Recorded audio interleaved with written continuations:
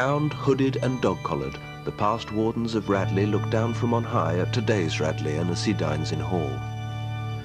The next portrait in this illustrious line of scholars and divines will depict the college's 14th warden, Dennis Rowell Whitehall Silk. Dennis Silk was born 49 years ago on an Indian reservation in northern California, where his father was a medical missionary.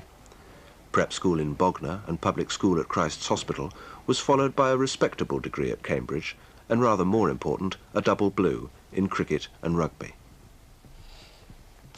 I decided very late in my Cambridge days that I wanted to schoolmaster. It became clear to me very suddenly, and I can't even explain why. That's better. As for why I tried to headmaster, it's very, very difficult to say why. I sort of stumbled into it, really. I suppose I felt I was becoming very humdrum, and so I put in for Radley with no expectation whatsoever of getting it. And I woke up one morning and found I was warden of Radley. Although his degree is in history, the warden's teaching is confined to English literature, 10 40-minute periods a week. He teaches at all levels, the scholarship candidates as well as the junior boys. I mean, teaching was something I loved to do, but one does it so badly now because one is underprepared. In fact, I use teaching now much more as an excuse for having boys sitting in front of me, for getting to know them, getting to know their names, rather than for teaching as you and I would understand the term. Could lonely wait my endless rest with equanimity. Written by a young man or an old man? Hands up. Old. What makes you say that? Yes? Could lonely wait my endless rest. Yes? What does that tell you? Well, he's waiting to die. He's waiting to die. One part of him, he tells us, wasn't very old. What part of him? His heart. His heart. Now, could you take that a bit further? He wants to die, it seems. He's not very old man. He doesn't care. I think he does care. I think he cares very much. And now we're getting a little bit nearer the main point of the poem. Yes? Maybe he doesn't think he's old enough to die. In one way, he is very definitely not old enough to die. In which way? Now, come on. In his mind, but he has said in his heart. And what do we associate the heart with? It's very active. Yes, being active, but also, I mean, feeling. And one word, come on, it begins with L, and you all want to love, yes. This is a sad and, in a way, I agree with you, pessimistic poem about love. I think people do like to think that an interest is being taken in what they're doing. I certainly, when I was a boy, was gratified if the headmaster appeared to watch me doing this or that. And you still got the hole in his head? Yeah. He's going to be covered up, I hope, today. Paul, did your potter come out all right? Yeah. Excellent. How do you throw these mini pots? Well, it's exactly the same, just... But you have to have smaller fingers. Yes. I like that very much indeed. Cultivating his garden comes high on the list of things the warden likes doing. Could you bring the water up here? If we can get these... Can you put them on the deck just for a moment, will you? The acre of land that supplies the school's kitchens with fresh vegetables is the warden's particular fiefdom, and his interest is genuinely shared by a hard core of enthusiasts. Otherwise, it's Radley's wrongdoers who may be sentenced to a stint on the warden's acre. Great thing about earth is it doesn't answer back. I think that's why I enjoy gardening so much. It's a great antidote to the other thing. But Dennis Silk is never allowed to take it out on the uncomplaining sod for long. The woodwork master has an urgent task that requires his urgent attention. We changed today, the today board, the sign for the today board to urgent. Yes. I wonder whether that was okay with you. You know, whether What do you feel about it? I don't mind actually. I mean, if you want the board, if you want the sign changed. Today brackets urgent exclamation mark is sensible. That's fine. Well, so I'll put both things on. I'll get another one made up as well then. Yeah. Okay. Fine. Thanks, okay, Pete. That's right. Just give them a little drink each. Yes. And then on. That's fine. Come in. Less serious breaches of discipline are dealt with by the social tutors or housemasters. The warden is the court of last resort. He can beat and he can expel. I'd first of all like to know what you did. Matthew, you can start. We hid in a bush and drank the... Where did this stuff come from? What was it? It was brandy, sir. Where'd you get it? In Oxford, sir. Where in Oxford? Victoria Wine, sir. Is that the first time you've ever been there? Yes, sir. Small bottle. Are you in the habit of drinking brandy at home? No, sir. Not Sorry? No, sir. Never. Well, occasionally when I have a glass or something, sir. With whose connivance? My father.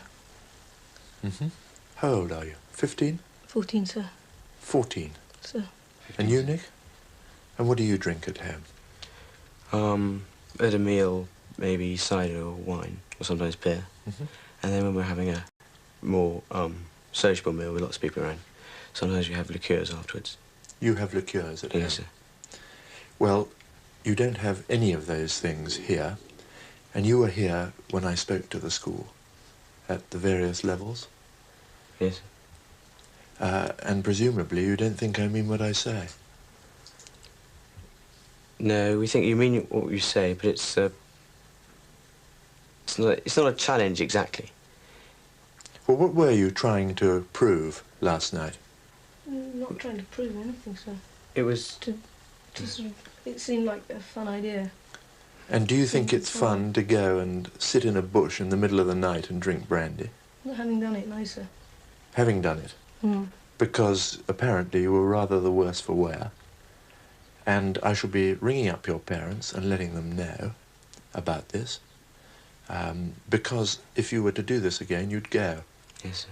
And you understand that, and that's what I said to the whole school when I addressed them at the various levels a year ago. But mark my words, if you step out of line on this again, you're for it. And I mean that.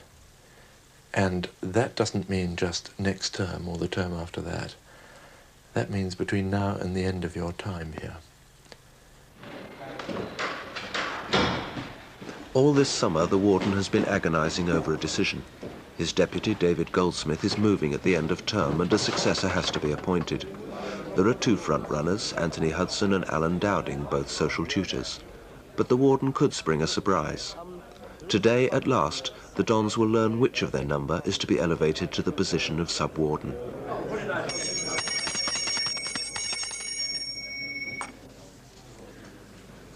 You've probably all been waiting expectantly for me to make up my mind about my disposition of forces for next year and beyond. And after a great deal of thought, I have now decided what I want to do, and it is going to be as follows. With the school becoming rather bigger over the last few years, and the scope of the job becoming larger, I felt that Common Room really ought to have two immediate channels of communication to me, and therefore I'm going to appoint a new sub-warden and a new position, a second master. I'm going to make Anthony Hudson the sub-warden, and I'm going to make Alan Dowding the second master. I'm making this appointment on a limited tenure of 5 years in the first instance. I expect it to work well, but if for any reason it didn't work, I expect all three of us would want a way out.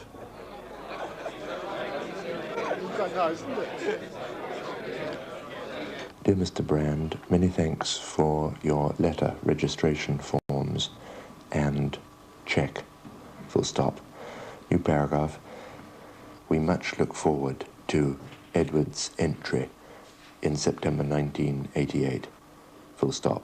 Yours sincerely. The next is to C.J. Gravatt. Dear Mr. Gravatt, many thanks for your letter. Full stop. New paragraph.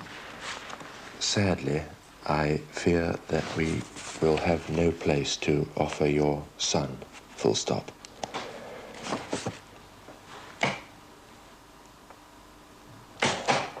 I fear that we will have no place to offer your son. Full stop. We are at present booked fully up to 1986, and as Giles is already 10½, we have no chance at all of finding a place for him. Full stop. I am very sorry to have to reply in this disappointing way. Full stop. Yours sincerely. Prudent parents have to start early if their offspring is to be offered a place here. I suppose, viewed dispassionately, public relations is the right term for a lot of what I try and do. It's not a phrase I'm too keen on, really. Obviously, I've got to try and keep as many different people contented and happy as I can. You're wearing the right tie, I see. It's all right for us. The tie, for connoisseurs of this revealing item of male attire, is that of the Free Foresters, an exclusive and top-class cricket club. Major and Mrs. Edward Armistead have a toddler. They are looking at Radley, and the Warden is looking at them. This is your first ever trip to Radley. How much do you know about Radley? Very little, only what you told us in your brochure. That extremely unexciting brochure with no pictures or anything else. No. What, in the first place, made you think of us? Well, we're looking at a number of Yes. schools. Yes. You know, we must be frank about that. Absolutely. Radley features very high on the list. Mm-hmm. We know a number of old Radleyans. In fact, Charles's godfather is an old Radleyan. Now, I wonder if I know. Who's that? Bernard Cazenove? Oh, yes. Yes. Yes. The Cazenove family. Yes. Yes. Yes. We do know them. And how many... Is he an only? No, Or he have- isn't. I've got two small daughters after Two him. daughters as well? Mm. Are they older or younger? They're both younger. Goodness me. Thank you. Now, there must be masses of things you'd like to ask, and do fire away. Well, the first thing is, I mean, we know that Radley is heavily booked far into the future. Mm-hmm. The first question we'd really like to ask is actually where do we stand with regard to Charles? I mean, how... we obviously haven't got a guaranteed place. It would be no secret that you could get a place for 1988. In fact, we're full up to the end of 1986. So you would be assured. We're obviously in a poor position as much as we don't know enough about the school to Yes. decide upon a social. Yes. Clearly, we could take advice on this from our various chums, but... Yes. The grapevine works very, very mysteriously and swiftly. Yes. And once someone heard that you were on the Radley list, they would be saying, oh, well, you must send him to Mr. X's social. But, well, in a moment, a boy will come and show you round. Yes. The point is, I can give you the party line. He'll tell you the truth about the place. Yes. And, again, in the old days, I mean, I suppose the sort of concept of a public school was if you played games and you know, that was it, really, games and academic work. But Yes. presumably there's ample opportunity for music and drama and debating societies and all the rest of this business, Yes. which was actually a bit weak, I think, when I was at school. But There's a tremendous amount of time spent on drama. I always think it's the best team game we offer, actually. Yes. It involves more people Yes. in a more meaningful way than any other thing. And if there's anything more tense than the first night of a school play for those taking part, I don't know what it is. It's I'll bring Philip in. Have a look round his social. You may as well see a Radley social in the raw in midweek. and I tremble to think what it'll look like. Sure. But you can aim off a bit from your fallopian days. Yes. And then he can show you all the more formal places. Yes. And do get him to take you to the art centre, because that might interest you. It's not completely finished yet, but it'll give you some idea of what we're trying to do anyway. But far more than Radleyans yet to come, it is towards the Radleyans of today that the warden and his staff direct the bulk of their efforts. It's Parents' Day for the middle school. Mothers and fathers have come many miles for a heart-to-heart with dons and social tutors. So it's a social event, as well as a good form guide for looming examinations. I think, he's going to get an O-level, there's no problem.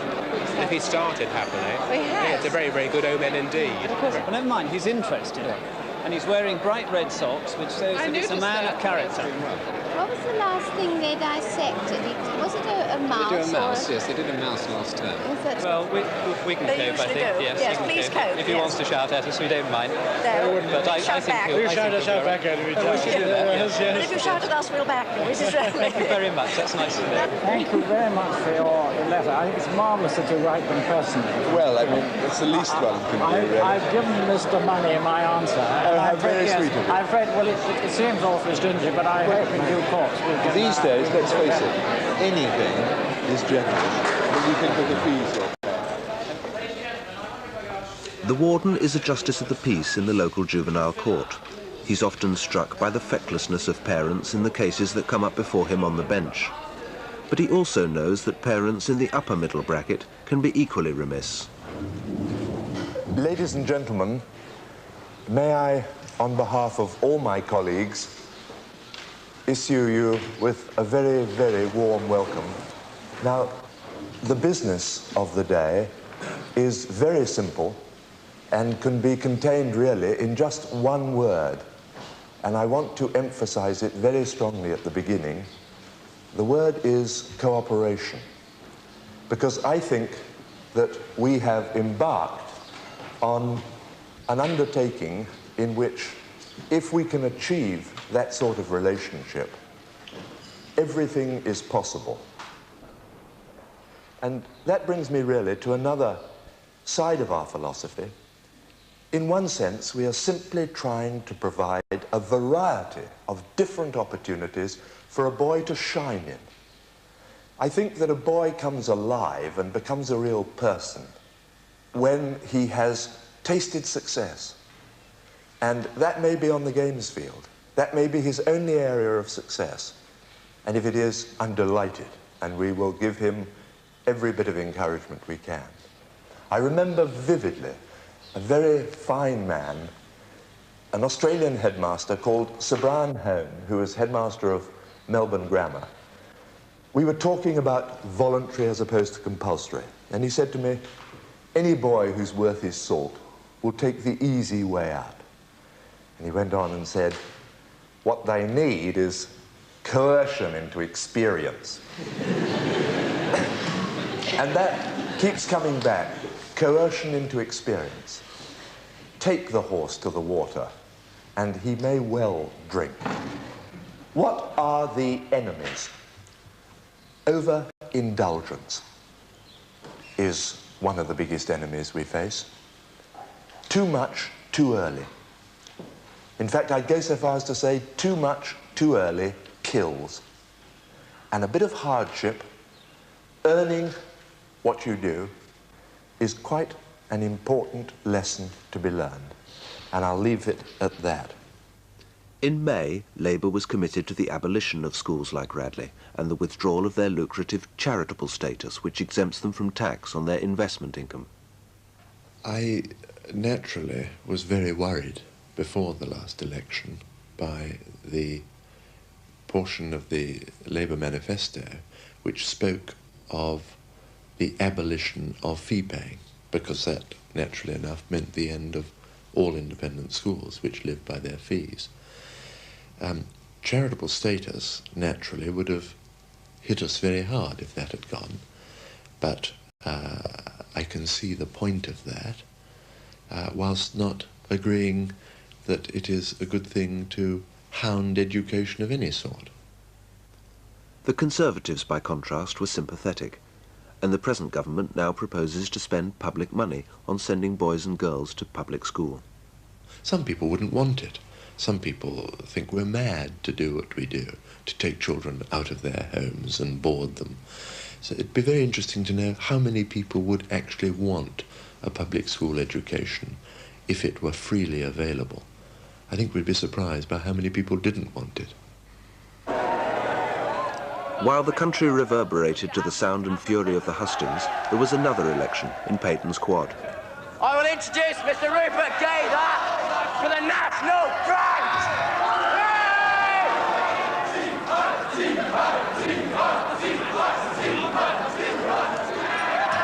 Let it go down!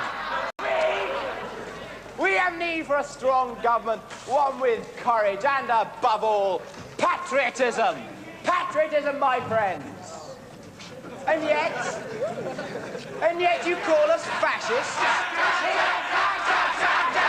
Is he a fascist, I ask you?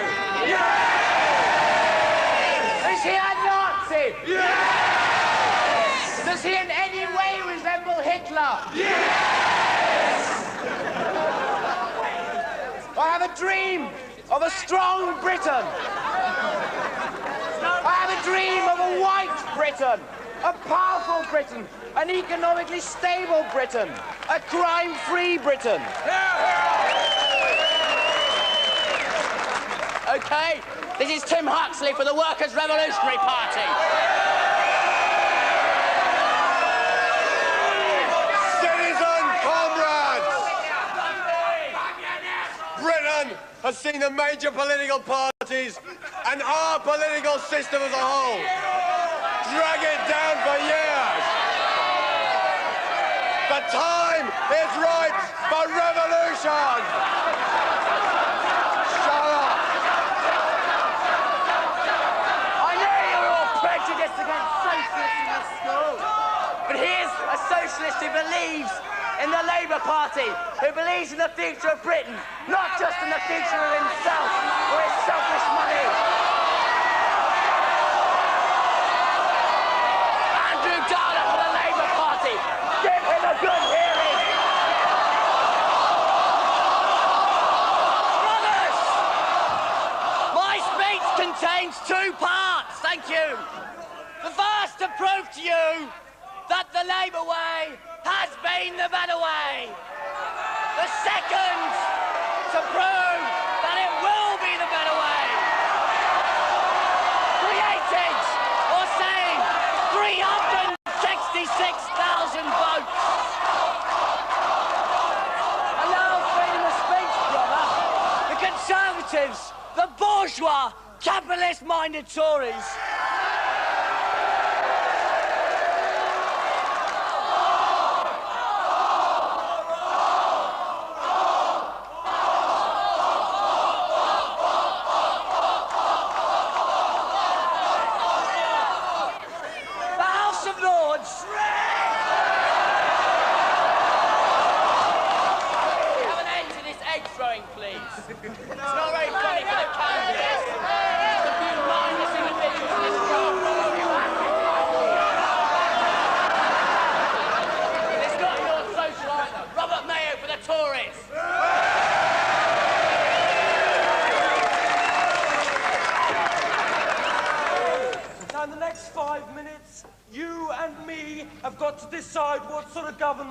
We want for the next 5 years. We're going to cut your income tax. And I don't say your parents' income tax, because it is your income tax. Okay? It is you are the people of the future, and you are the people who are going to have more money from our income taxes.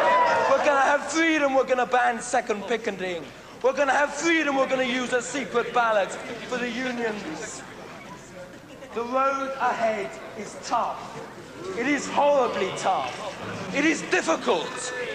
We are in a bad way at the moment, but we, I hope, I say we are going to get up, John, and we are going to fight. We are going to fight for the country that I love. I love my country, and I hope you do too.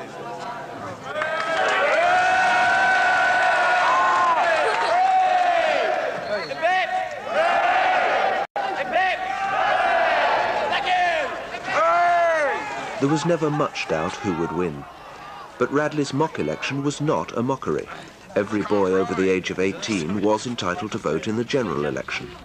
And with the speeches in Peyton's Quad ringing in his ears, each 18-year-old went straight into the voting booths of his local constituency, Abingdon.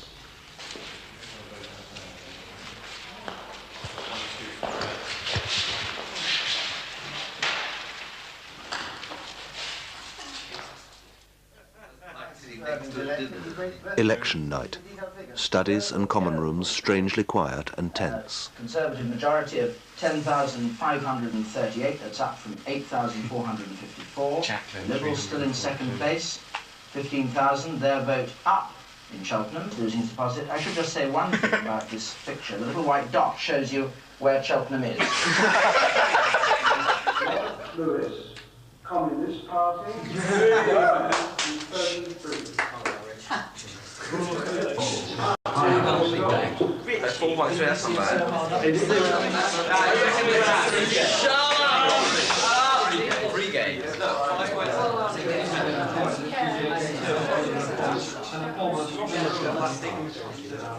I know the Prime Minister, and that would be his... It was a time of great suspense, for the outcome mattered greatly.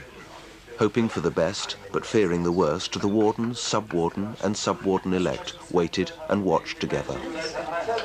Yeah, thank you very much. Hornchurch. Now that's a good one. 8.5. It doesn't even feature. Yeah, that was not even a featured one. That's outside all the range of prediction. That's the best result of the whole evening. You see, you've picked up enormously now. Yeah. There's just a vague chance that we might win the election now. Don't you think so? Calvin couldn't come back. He's not Prime Minister. He was meant to have a celebratory drink with the mayor. He'll need one, I should think. Of course, the Prime Minister doesn't drink. And how do we count 2 votes? $400 Edwards is in. He only had 1,000 majority last time. That's the Radley parent. Is it? Yes. Which one? Rupert Edwards in Sea Social. Who? He's he was Shadow Wales. Saxton, returning officer for the constituency of Barnet, Finchley, hereby declare Margaret Hilda Thatcher, Conservative, 20,918. Another huge majority. What a marvellous thing. I declare that the said Margaret Hilda Thatcher has been duly elected to serve the Doesn't look like a Hilda. She does. I mean, she's looking tremendous. She looked tired, I suppose, but she was so frightened. A corporate sigh of relief. Radley was safe. Though even the warden has one nagging doubt about the system. In a very real sense, I think it is divisive, because however much we try and demonstrate the reverse, you can only go to a public school if you can pay for it. And that is a very sad fact of life.